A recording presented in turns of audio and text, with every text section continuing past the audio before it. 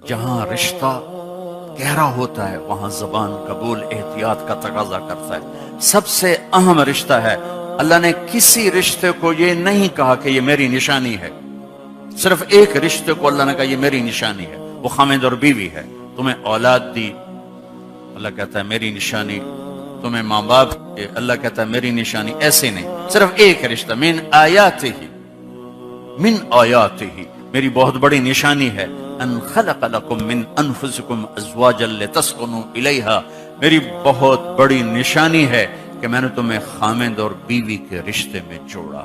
یہاں زبان کا بول بہت احتیاط کو چاہتا، بہت احتیاط. چونکہ گھر جب بنتا ہے تو معاشرہ بنتا ہے، اور گھروں کو جس چیز نے توڑا یہ زبان ہے.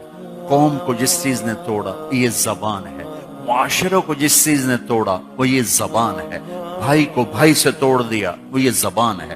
دوست کو دوست کا دشمن بنایا وہ یہ زبان ہے. رشتے سفید ہو گئے وہ یہ زبان ہے. آپس میں قتل و غارت تک پہنچے یہ زبان ہے. زبان جس کی قابو میں آ گئی، اس لیے میرے نبی نے کہا میرے پورے دین کا خلاصہ ہے زبان قابو میں رکھ. محبت کا بول بولنا سیکھیں بھائیو. جیسے نماز نہیں سیکھتے، روزہ سیکھتے، حج سیکھتے، زکوٰۃ سیکھتے.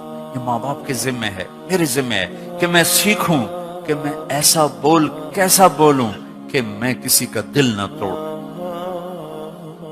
کسی کی دل آزاری نہ ہو، کسی کو میری وجہ سے دکھ نہ پہنچے. ایک صحابی ہیں ابو دجانہ، فرماتے ہیں لوگوں میرے پاس بخشش کا سب سے بڑا عمل صرف ایک. حالانکہ وہ بدر میں شریک ہوئے اور بدر سے لے کر آخری حج تک اپنے نبی کے ساتھ ساتھ رہے.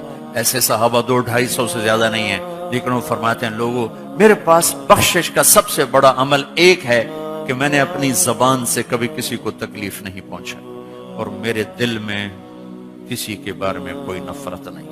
میرے بھائی بہنوں، آپ ایک دور دراز ملک میں پہنچ چکے ہیں. آپس کی امت بن کے چلنا ہے تو معاف کرنا سیکھنا ہوگا، درگزر کرنا سیکھنا ہوگا، زبان کا بول میٹھا بنانا ہوگا. گھر سے غیبت کو نکالیں، طنز طانے کو نکالیں. کوئی شدت کمی بیشی ہو تو صبر کر جائیں، برداشت کر جائیں. اس کی ٹھنڈک اور محبت کو آپ ساری زندگی محسوس فرمائیں. غصے کا نکال دینا تھوڑی دیر کی سیٹسفیکشن ساری زندگی کی ندامت ہے. لقمان علیہ السلام کا فرمان ہے چپ رہنے پہ کبھی نہیں پچھتایا، ہمیشہ اپنے بول پہ پچھتایا.